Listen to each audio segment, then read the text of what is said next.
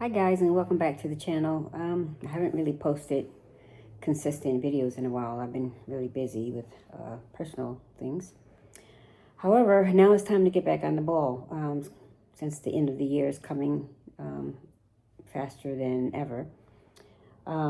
First, I'd like to discuss about my non-resident Spain income tax. So I had to I mean, I filled the forms out and everything. It took forever, like I said in the last video, but I finally had to, I mean, it wasn't online like exactly I thought it was online. Like online in the States is like when you fill out something online and then boom, it goes directly to the organization that you are filling the online situation for. In Spain is different. So I ended up having to just give it over to my lawyer in Spain. And I just paid him a small fee, and he actually, his administration person actually filled all of my information out and pulled all my documents that were already, in their system. And they were able to fill my non-resident income tax for Spain for both properties. So boy, I thought that was a major headache, and I was really concerned about that because right now, like I said, I'm in the States, and I would not be able to just drop what I'm doing and just go over to Spain right now. Last year was pretty traumatizing with the loss of my son, so kind of changed the direction a little bit for me, and pretty much, what my thoughts were. My grandson, he has some special needs, and then also my last daughter, she's at university right now, so just tying up some loose ends here. And I just basically wanted to figure out, well, how can I maneuver myself around those personal issues that I'm dealing with others. So I found this website. Well, I found this YouTube channel. It's called Spain Revealed, and I think the guy's name is John Blick, and he's an awesome resource YouTube channel to go to as far as like expats moving to Spain. So I found a self-assessment booklet that he has online, and I just uploaded that. So basically what I'm trying to say is I need to really start getting my ducks in a row as far as starting to prepare myself for deciding what my visa, what visa I'm planning on applying for to go over for my permanent move. If I'm going to do the 180-90 thing, work in the States and go back and forth, which would probably be tiring for me at my age. So anyway, so I found this, I was watching the Spain Revealed YouTube channel, and I found, he has a lot of resources. If you can go to that channel, I mean, if you are in the same situation that I am, I mean, everyone's situation is different, but if you are thinking to move to Spain, or if you are thinking to move anywhere, his resources are pretty good as far as Spain goes. I'm basically pretty much already in Spain. I already have 2 properties there, so I mean, basically I just have to start now, forging forward and start thinking about my my retirement age, and because I am in my 60s, so now I have to start figuring it all out. So so I found this self-assessment. It's called Move to Spain Self-Assessment, a 7-step reality check, and I uploaded it from I downloaded it from the Spain Revealed website. So I'm gonna take a look at that, and maybe you guys can look at it with me, and if anyone's interested, you can go to Spain Revealed YouTube channel and click on the link below, and it is free to upload and do the self-assessment.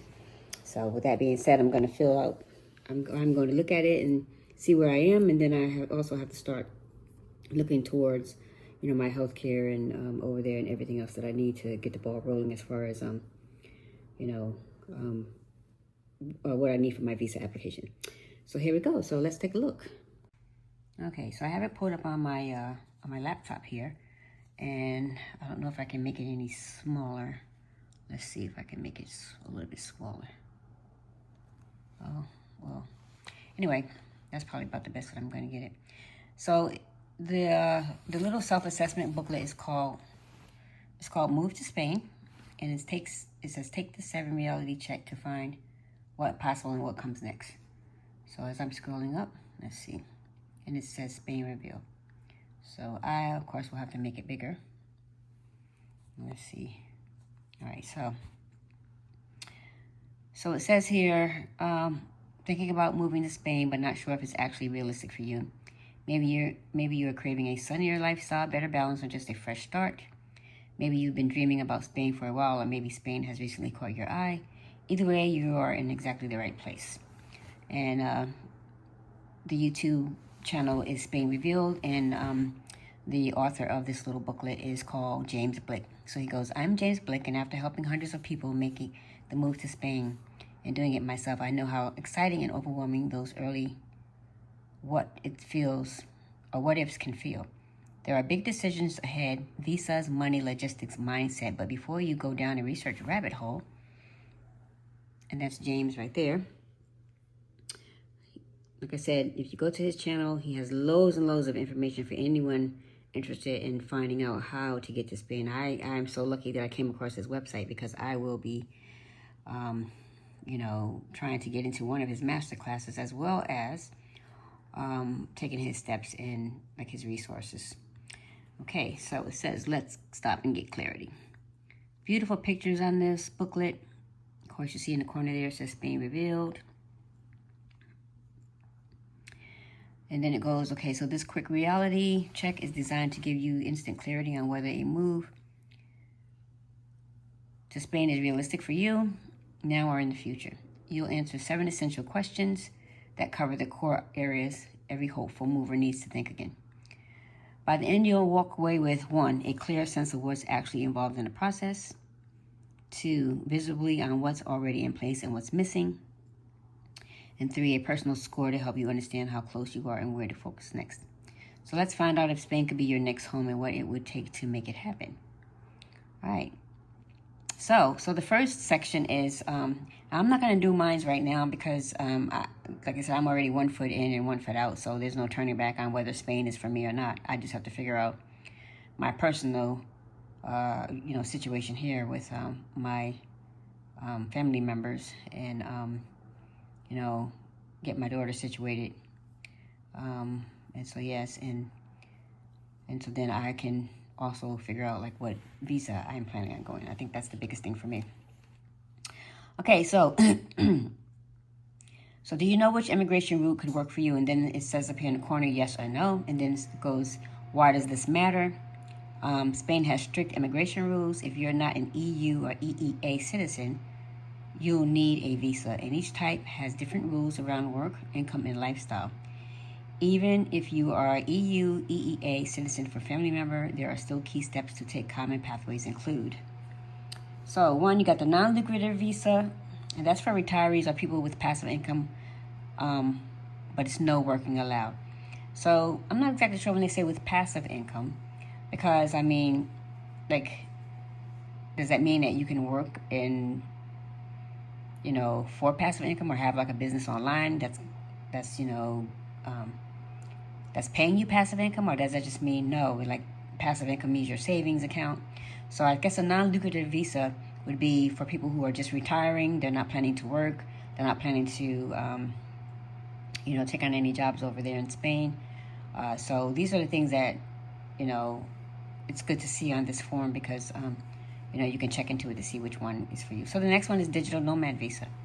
And this is for remote workers with foreign income, and income requirement applies.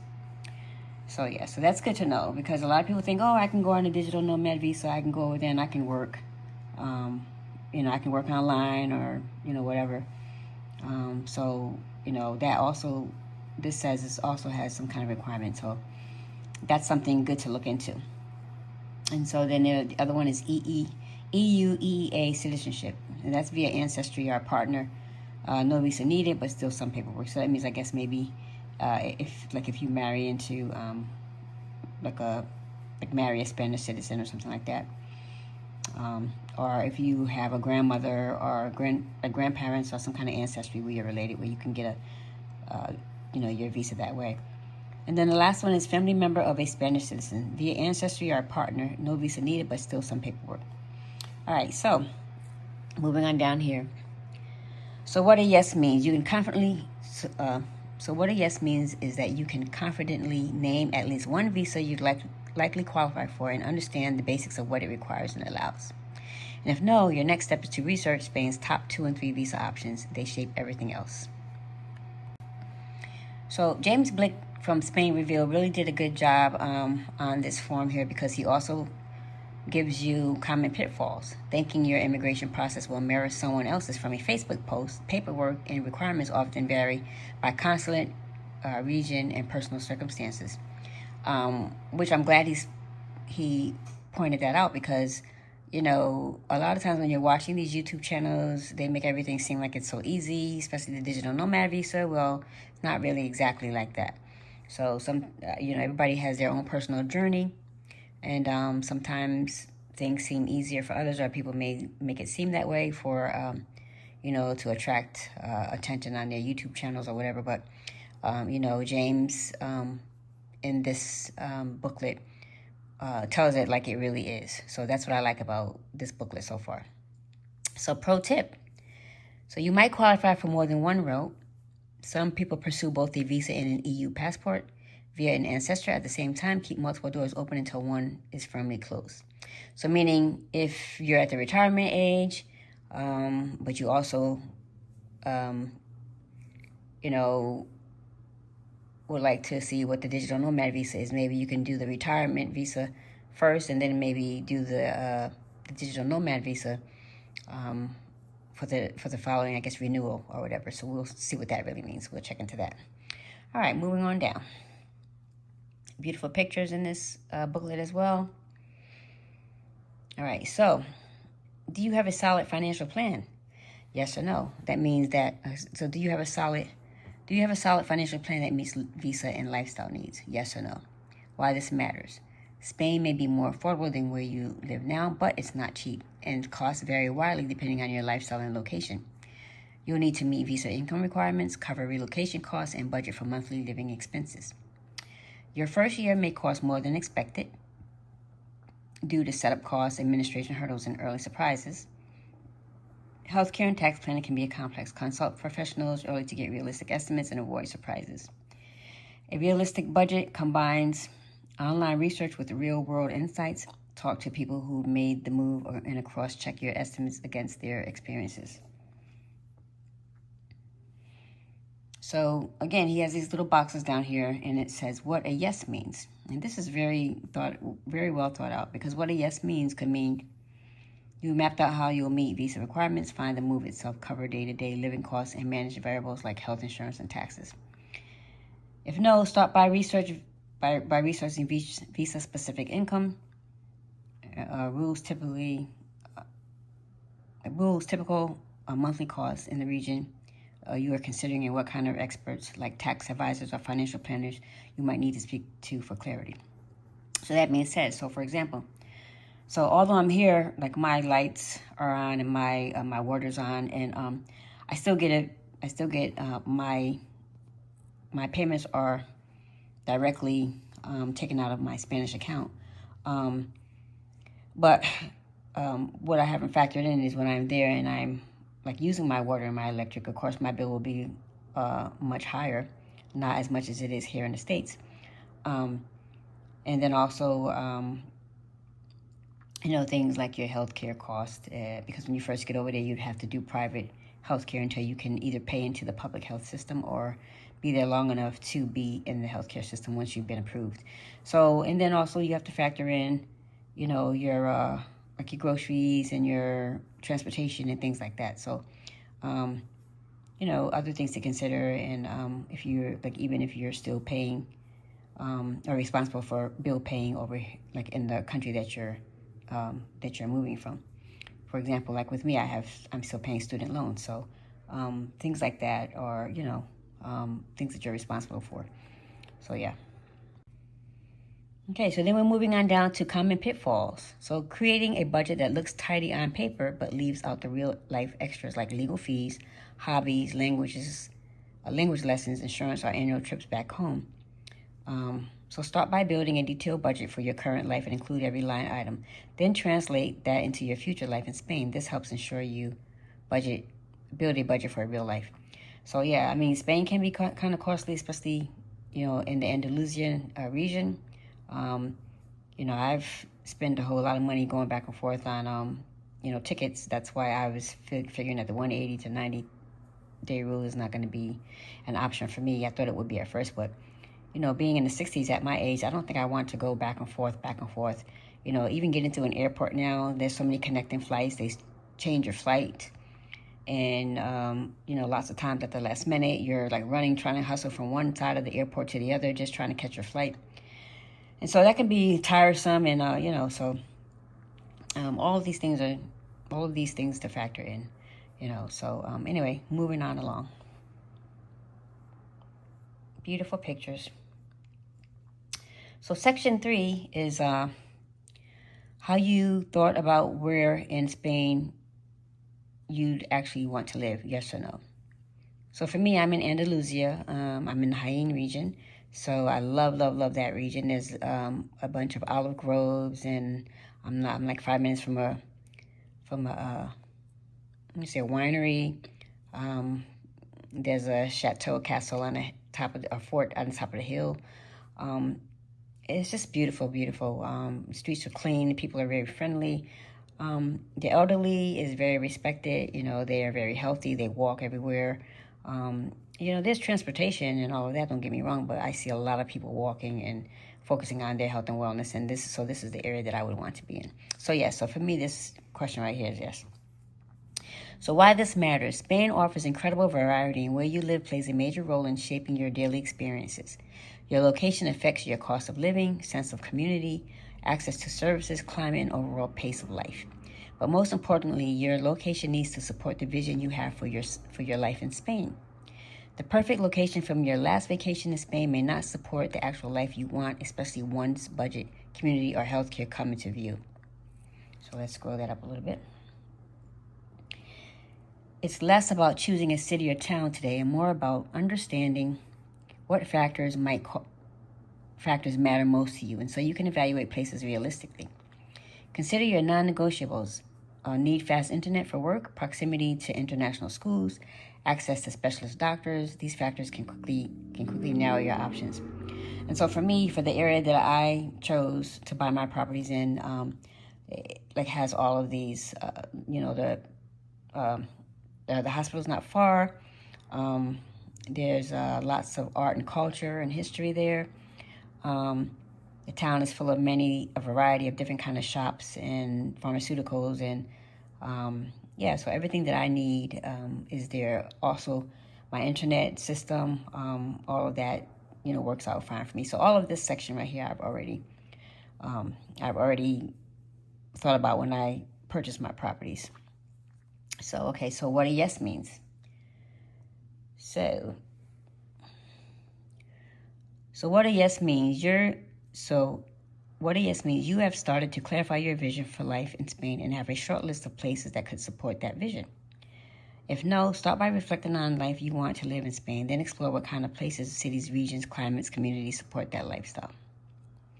All right, so let's scroll on up again. So common pitfalls. Falling in love with a place on vacation, then finding out it's hard to rent and poorly connected or totally different in winter. Romantic choices often bring real-world headaches. So pro tip, don't ask which town should I live in, ask what kind of life do I want, then look for the place that can hold that life. So for me, when I chose my properties, I went back and forth, went summertime, went fall, went winter time, just to kind of see how, I would feel in each kind of season. Walked the town many times. There are some issues how fast things get done in certain places. Like for example, in the States here, you make an appointment to have something done and it's done right away. Some places aren't like that. Some, for example, in wintertime, a lot of the companies close down. They go on vacation basically for the whole month or two. So You know, these are the things that you need to factor in as well whenever you decide if this is the area that you can decide that's yours. Okay, next section. Will your healthcare need to be covered in Spain? Yes or no? Why this matters. Most visas require private health insurance before arrival, but healthcare isn't just a paperwork box to tick. It's a core part of life in Spain. You'll want to be confident that your needs can be met affordably and accessibly. Spain's healthcare system is world-class, with public and private options running in parallel.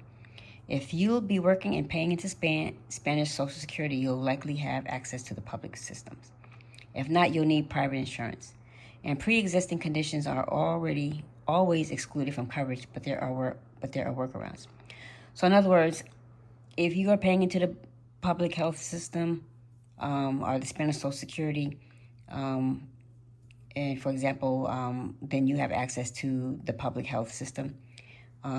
If not, you'll have to have a private insurance. So from what I understand from watching one of James' video is that if you have a chronic health condition, then your private health insurance will not cover that. That's a public health concern, and so that would be covered under public health insurance, but not under private health insurance. So these are things that you need to look at. So, you would have to check and look further into. Right now, thank God I'm healthy, but, still you never know, God forbid when, like, your health changes. So that would be something that I would have to say, hey, what happens if, I do get a chronic condition, and, how I would handle that. So let's see what goes on here next. Okay, so next is so what a yes means.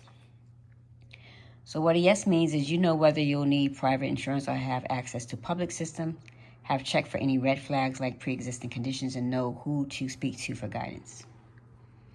Okay, so if no, check what your visa requires and talk to a health insurance broker, not the insurer directly, to understand your real options. If you have ongoing needs, now's the time to plan for them. And so that's a major point. Like if you go to Spain Revealed and you watch James' video on this, he talks about why it's important to go to a health insurance broker or an agent and not the insurer directly. So that's a very, very important point. So, he can explain more of that to you if you go to his site. And I'm so glad that I found his website. His YouTube channel, because, he explains this in depth. All right, so now next is common pitfalls. So going straight to an insurer instead of a broker and burning bridges may apply without a strategy. A good broker helps you choose the right provider and position your application for approval. And a good broker also, as well, they are, it's their job to look for the right, I guess I shouldn't say their job. This is what they do for expats, basically. They know, like what you need, like what your needs are, and they can probably work it out better for you than as opposed to going to, the agent, the insurer company itself. Don't just pick a policy for your visa. Think about your broader healthcare approach, especially if you'll need to move to the public system later due to pre-existing conditions. All right, and that's a good point. Okay, so moving on. And again, some beautiful pictures on here. All right, so now in the fifth section, can you secure the right place to live legally and logistically? Yes or no? Why this matters. Spain offers many housing options, but renting or buying as a newcomer can be more complex than expected. Understanding how the process works helps you plan and avoid surprises. Renting is common early on, but tight markets, language barriers, and lack of Spanish job contract can make it harder to secure a lease. Buying is possible from day one, but it's easy to miss legal or practical red flags without local insight. Whether renting or buying, being on the ground and getting local guidance helps a lot. So for me, that was a big thing. I purchased my property through Inland ANDA-LUCI, which was an awesome property agency. They show videos. As a matter of fact, like if you look on YouTube, you'll see some of their videos. They go through the houses. Some of the houses need a lot of work. Some, are livable. You just have to pick the right one in the right area for you. And there are also other property sites that you can also go to, like what is it? What's the Place in the Sun? That's another one. I think they're English based or English owned. You have ANDA-LUCI, Costa del Sol. There's a bunch of other ones too, but the agency that I went through is Inland Andalusia. Okay, let's go on down.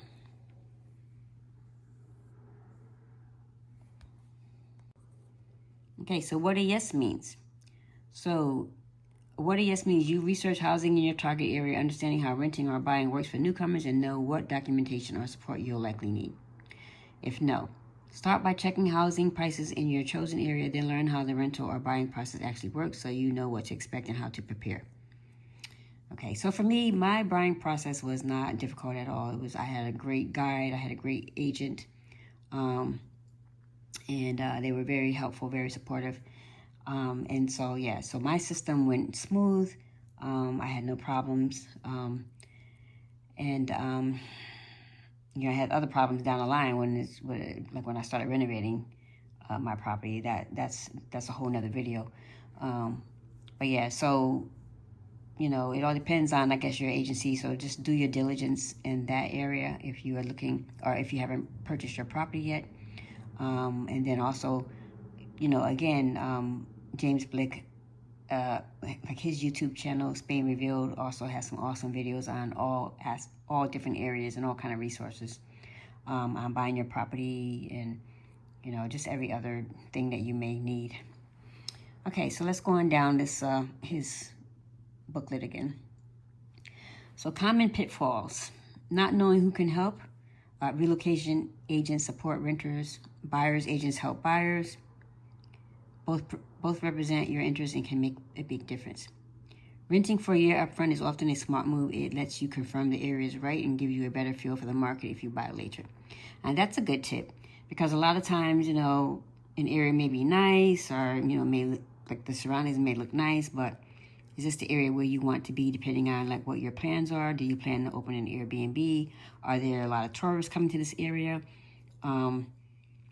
Or is this just a property that you just plan on having for yourself? Are there things to do? How are you going to get around? What's the transportation like? Is there a bus system? Are there shops within walking distance if you don't have transportation? All of these are things to factor in. So, okay, let's go on down. So section 6. Does your work and family life support a move? Yes or no? Why this matters. Visas, finances, and location are key elements, but your ability to move also depends on your work setup, family dynamics, and life responsibilities. You may need to align a few key areas of your life before the move feels truly possible. So for me right now, like I said, and this is an important thing to note. I recently lost my son. Thought I had everything figured out, and then boom, like that was devastating. And so there were a lot of things that changed. I had a few curveballs. My family dynamics changed. I'm getting older now. My working is getting different. I don't pick up as much overtime as I did. So all the extra money that I was making, I have to budget a little bit more now than ever. So yeah, this is a very important area. So can your current commitments, work, caregiving, community roles be paused, reshaped, or rethought? So I think that's where I am right now. I'm not at a pause, but I had to rethink my direction and reshape, a whole lot of other things. So I'm not hanging in limbo. So I wouldn't say I'm paused, but I guess I am kind of paused in a way, because I have things that I have to tie loose ends up here now that my son is no longer here, because he basically, he had my back. So now, you know, like as far as me, even if I didn't plan on moving to Spain, he was like, Ma, I got you, you know, either he would come stay with me, or I would have been able to go stay with him, and he would have taken care of me once I retired. So that's not an option now. So basically it's like, well, what am I going to do now? That was my first thought, you know. And so after the devastation, it's like, wow, now I have to refigure, you know, my whole, you know, like, what am I going to do for me, for my retirement? And it's difficult whenever you don't have anyone. So for me, like, I'm not married. I don't have anyone. You know, my son would have taken care of me. So yeah, so I would have helped or made sure that I was taken care of, put it that way. He would have made sure I was taken care of, you know, because that's just the type of person that he was. So now that he's gone, so now I had to figure out, you know, wow, you know, I was kind of like a deer in headlights. Oh my gosh, should I even move to Spain now? You know, that was my first thought, you know. And so, yeah, so I paused. And so I'm just coming out of that pause, you know, you know, every day is still a struggle, but, you know, I'm working through it.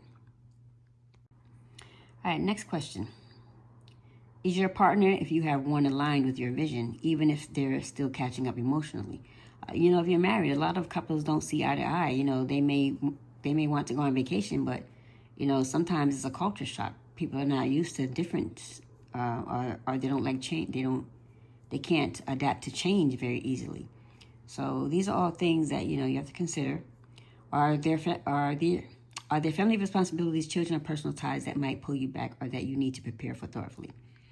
Well, yes, I still have a young daughter. Well, she's not really young. She's in her 20s, but she's in university. So she's a little bit immature. So she's not really at the age where she is ready to be independent, which I'm trying to work on that big time, because I don't feel comfortable. And I'm sure she would do fine. I might be I might be enabling her. Who knows? But I think that she would thrive, but I have to get her there first. And so I think it's my responsibility to try and at least let her finish, you know, university first. And, you know, she's very talented and has a lot of skills. And I know that she would thrive in Spain if she thought to move over there with me full time. But, you know, I have to give her the opportunity to have a life of her own if she's not interested in that idea right now. So, you know, that has to be her decision, not mine, to force her.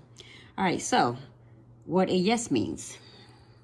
So what a yes means, you've thought about how the move affects your wider life, not just your logistics, but your relationship and responsibilities. You have either alignment or a plan for how to navigate the areas where there's still friction. If no, this is a natural place to feel stuck. Start by getting clear what's holding you back: a job, a parent, a hesitant partner, a support role. The goal isn't to fix everything now, but to name it. And this is a very, very key point that I am working on right now in my life. So like I said, this is a great, great booklet from James Blick. His YouTube channel is called Spain Revealed. You have to definitely go check it out. If you're in this kind of like a situation where you're trying to prepare to move abroad, especially to Spain, you know, that's his specialty, then, you know, this will be a great booklet, and it's free to upload. You know, you just have to fill out your information. And yeah, so okay, moving on to the next section. All right, so common pitfalls. Excuse my camera shake, guys. So if you're moving with a partner or family, skipping early buy-in can backfire. Let me repeat that. If you are moving with a partner or family, skipping early buy-in can backfire. Misalignment now can grow into bigger issues later if they're not part of the process from the start.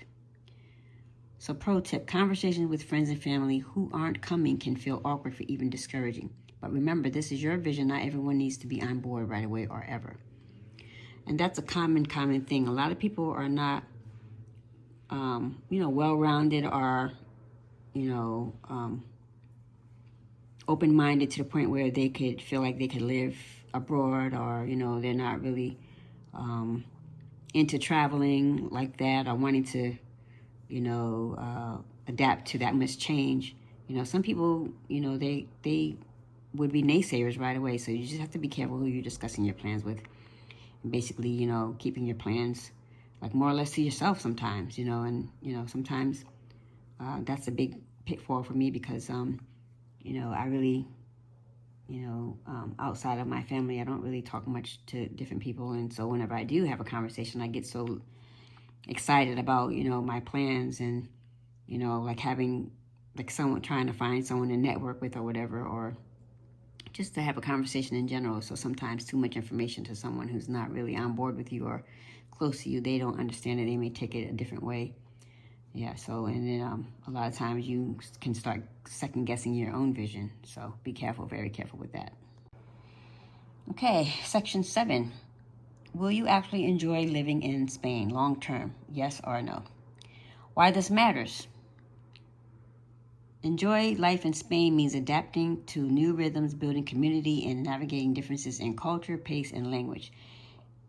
It requires curiosity, patience, and the ability to sit with uncertainty while you find your footing.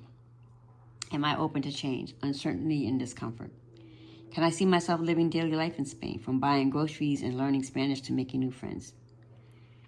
Have I reflected honestly on what I'm hoping to gain and what I'll be leaving behind?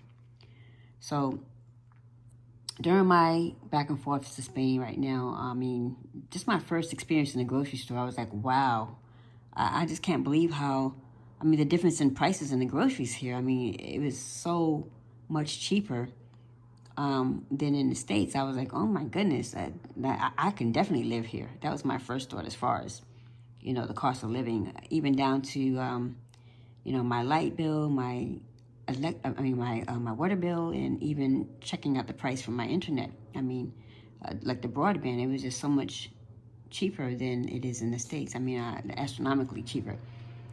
But there are some things that can be a little costly as well, like gas may be a little bit costly. And I haven't had the any kind of incidents where I'd have to check out in like healthcare or any of that yet. But so that's another thing that, and then unexpected things, like you never know. For example, like when I went to last time, I rented, as you guys can see on one of my videos, I rented an electric car by accident, and that was a real big headache. So things that are important for me at my age is how am I planning to get around? Am I going to get a little car? Do I want to drive at my age, like in my 60s? Come on. So I have to be somewhere where I can, be like maybe in walking distance of, or I can take the bus or the train. So, all of these are things to factor in. So, yeah. So moving up. So what a yes means. All right. So what a yes means. You've thought through your deeper motivations already for some culture shock and understand that creating a good life here takes time but truly feels worth it. If no, totally normal and smart to acknowledge. Start by exploring how your values and goals line up with life in Spain. Talk to people who've made the move and ask about the reality behind the dream. All right, common pitfalls. So common pitfalls. Treating the move like a vacation and being caught off guard by the emotional or cultural adjustment. Spain can be wonderful, but it's still real life. A well-planned scouting trip will give you an honest taste of daily life. If you are still deciding, consider spending up to 180 days in Spain. No visa needed for 2 go-day stints to test the fit before making the leap. So yeah, I spent, I wanted to see what it would be like to spend the holidays over in Spain. So last Christmas, me and my family, a couple of family members and friends, we went to the house, and we were planning on doing a lot of work on the house. And of course that didn't happen because I rented a lemon car. So therefore my transportation was, wasn't up to par. So I ended up not getting anything major done in the house. And then also another pitfall was that almost every company that I dealt with, they were on vacation, and vacation meant not coming back from holiday until through December all the way until February or late February for some cases, in some cases. And the majority of other things were closed. There were, local stores that were open, but it was definitely different than it is in the States. Like maybe you have like a couple of days closed for the holidays here, but man, it's like, wow, that's awesome that a company can take a whole 2 months off or not, or, But then a lot of companies are family owned. So a lot of businesses out in Spain are family owned. You know, even like some of the tourist spots. You know, for example, the winery, they were open, but they were open only at certain hours during the day. So, you know, and not every day of the week. So things, you know, the hours are definitely different in that aspect. So, yeah. So make sure you're checking into that.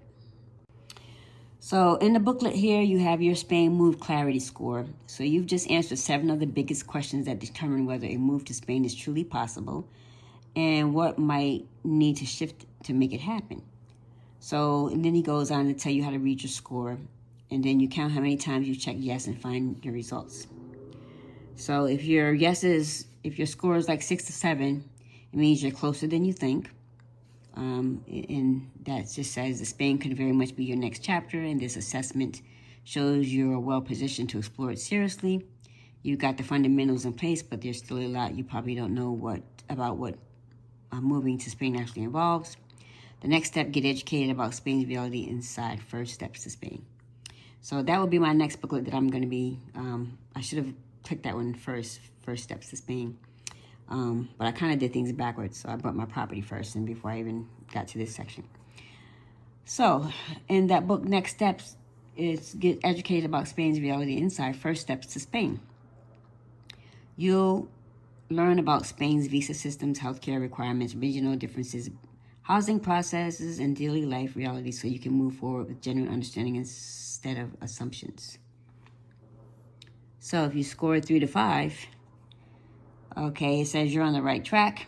You're seriously considering this move and you've got some key pieces already in place. Now it's time to fill the gaps before you get stuck or overwhelmed. Inside First Steps to Spain, you'll get that guidance to move from thinking about it to understanding what it actually takes so you can decide with confidence instead of confusion. And then 0 to 2, this dream isn't out of reach, but it needs a plan. You're in the early stages, and that's exactly what this checklist was designed to help you uncover. Now you know what questions matter most and what you don't want to miss. If this dream is still tugging at you, First Steps to Spain will help you understand what's really involved clearly, calmly, and at your own pace so you can make informed decisions about your next step. And then you're coming down here. So at the end it goes, so what's next? By now you're taking a real look at what it takes to move to Spain and where you stand today.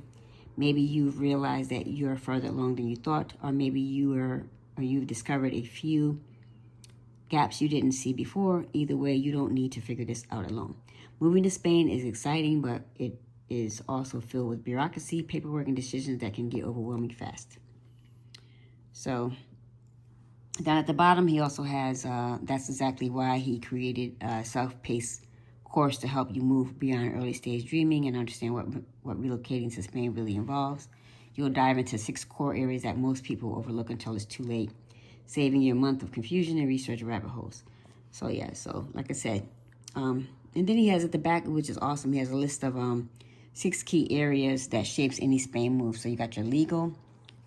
So legal explores your visa options and understand how Spain's immigration system actually works. And then finances, learn about the real costs involved and what financial factors you need to consider. And then location, discover the differences between regions and what lifestyle factors matter most. Healthcare, understand how Spain's healthcare system works and what requirements you'll need to meet. Housing, learn about the realities of renting or buying as a foreigner and common pitfalls to avoid. And then life, practical advice on whether Spain's rhythms, values, and daily realities truly align with the kind of life you want to build. If this checklist brought clarity, First Steps to Spain will give you the insight you need to start planning your move with fewer surprises and more direction. So then he has down here at the bottom where you can click to join First Steps to Spain and get clear on what relocating to Spain actually takes. So this booklet, guys, I do find it helpful. And like I said, I have to get back on the ball on planning my my next step. So I'm going to really watch Spain Reveal YouTube channel. James Blick, I believe his name is. He has lots and lots of videos and resources that will definitely help you in deciding your move and plan accordingly to what's best for you. So I find this YouTube channel very helpful. Like I said, I have been trying to get into his master class, and the class is, it's hard to get into. It's very full. So, I'm definitely in my planning stage now as far as, my move abroad and, getting my houses to the point where I can, I have to still renovate my roof. So that's going to be my next step. So I mean, two stints may be what may be next for me as far as getting my, my roof fixed. But for the time being, I can start out with my list. So I will be doing that, the next checklist that Spain Revealed has on their YouTube channel. So so check them out. They're on YouTube, Spain Revealed. The guy's name is James Blick, and has lots of resources and information as far as if you are an expat with the plans on moving or purchasing property in Spain, then this definitely is a YouTube channel for you. I'm so glad that I came across it. It's definitely helped me as far as clarity. And once again, back on my my non-income Spain real income tax. I would advise anyone, get your lawyer or get you a tax administrator to do that for you. I mean, don't try to take it upon yourself to do it, because you can make a mistake and then end up paying more money than the actual tax is itself. So that being said, I hope you enjoyed this informative video. It's not one of my best. Sorry for the camera shake. But yeah, I just had to share that information with you. I'm so glad I came across Spain Revealed YouTube channel. It's definitely has a lot of resources, helpful resources that I'm going to look into to start planning my my next step, which is a very major step. So I mean, my properties are already there. So now I'm in the process of deciding, in my 60s what my next step is. And yep. So anyway, so you guys have a great weekend, and hope to see you on the next video.